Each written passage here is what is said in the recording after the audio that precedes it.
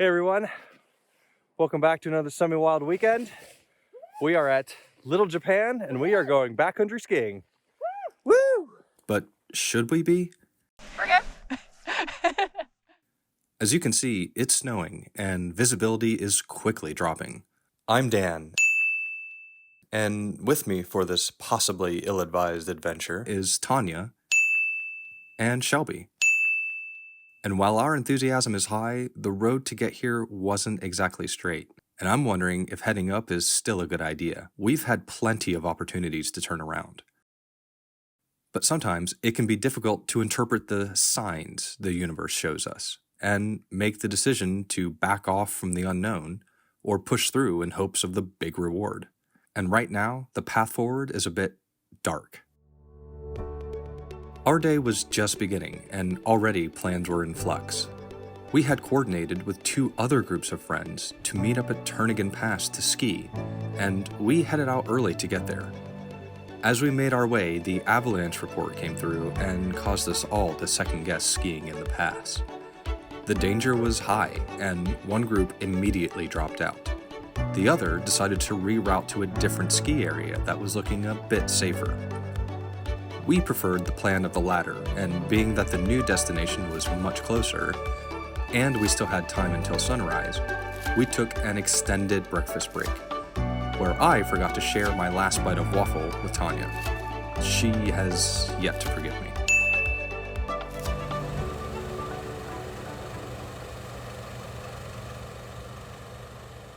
Having burned through enough time and consumed enough calories for several days of skiing, we got back on the road. We reached out and made contact with our friends who were further ahead of us, nearing the ski area, and their report wasn't good. This wasn't exactly the sign we were hoping for, and as if to illustrate that fact, the phone call suddenly cut off. Alright you guys, I just wanted to cut into the video for 1 second and explain why we were a little hesitant to go skiing with this report of low visibility. Low visibility is not what we wanted to hear. With the low cloud ceiling, snow in the air and on the ground, and filtered light through the clouds, the world can become just a big flat gray. You have no depth of field, you have no orientation at all. Between not being able to tell the sky from the ground, combined with the fact that you're floating in powder basically on skis, and fighting to balance against the slope of the mountain, it can all become a little disorienting. And gauging your speed and your trajectory is really difficult. And obviously in these conditions where we're at, it can have dire consequences. On the flip side of that coin, it's these same conditions that can keep other skiers off the slopes, leaving the best of the powder for us, which is sort of the whole point of doing this. We had a decision to make. But before we get to that, if you guys are enjoying this video, do us a favor, smash that like button, and we will bring you more great Alaskan outdoor adventures. Now, back to the video. So, We had a change of plans. we have a big change of plans because our friends beat us to where we're going to ski, and the visibility sucks. The Abbey danger is considerable, and we thought we'd just stay low, but even the visibility in the trees is not good. Boo. And Shelby really wants to try her backcountry gear out. It's brand new. So we're gonna go on a cross-country ski trail. And our backcountry setup. With our backcountry skiing / mine's a split board, so this is gonna be real entertaining. All right, sounds like a plan. All right. Wish us luck. This decision to turn around was especially heartbreaking for Shelby. But safety comes first for us, and we started arranging other plans. Or did we? A few minutes later, we got a call back from our friends up at the mountains.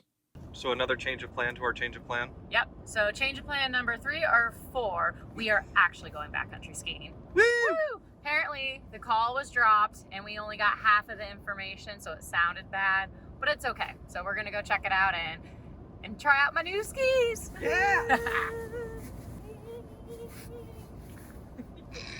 I'm so excited.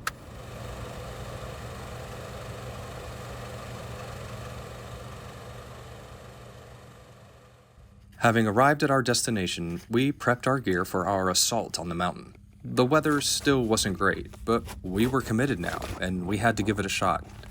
We knew at least the way up would be incredibly beautiful, and we weren't disappointed. No, thank you.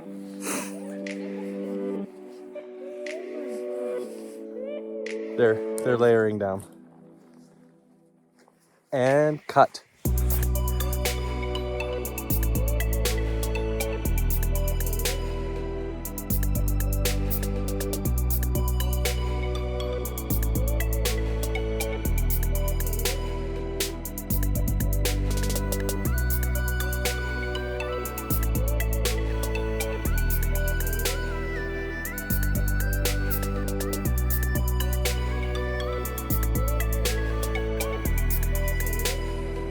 About halfway up the route was an especially gorgeous part of the climb as we moved under the spruce trees.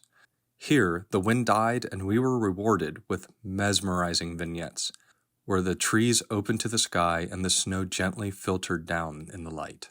The skin track, unfortunately, got much more technical as it weaved through the trees and the roots, causing all of us a bit of a headache.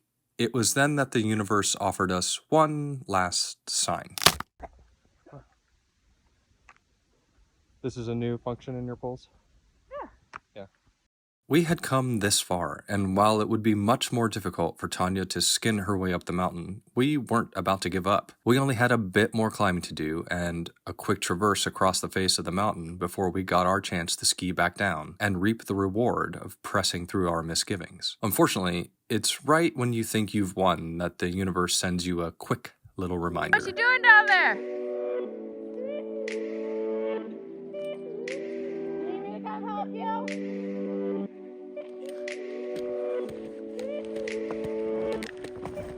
Eventually, we made it to our transition point, and now we'd learn if we had pushed our way through to success or further into a bad situation.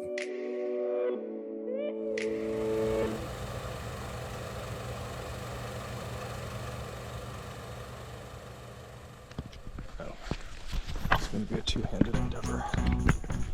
If you need, I can take my helmet off. Nope. Do you need me to change my angle?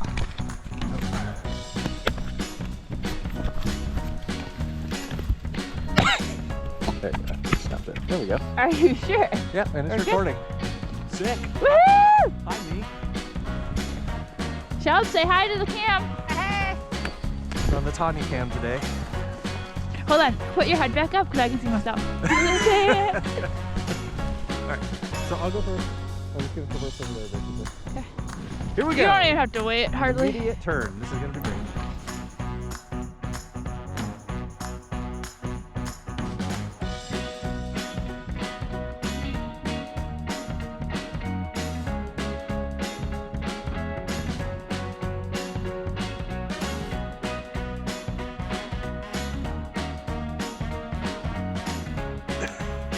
Nice one.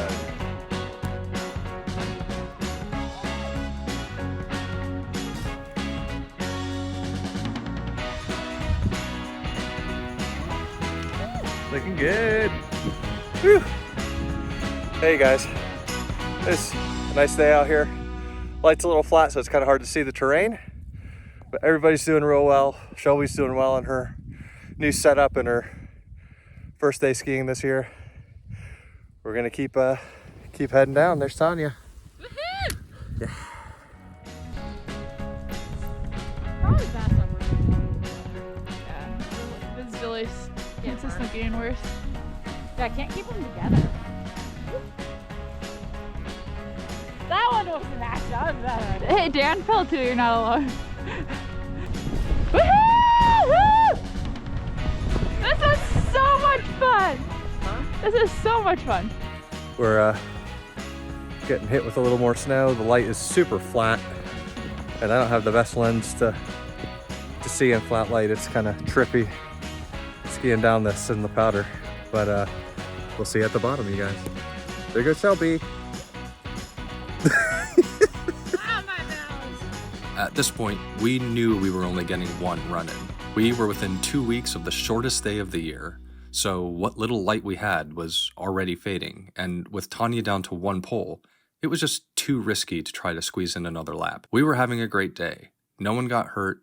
Shelby got to try out her new setup, and we weren't about to press our luck. Before we safely reached the bottom, it had been a toss-up as to whether we read the signs correctly or not. Safety really does come first for us, so it's easy to grab hold of any reason to stop and turn around. It's a delicate balance of being too timid or too bold. As we made our way to the road and back to the truck, I was happy to be with Tonia and Shelby.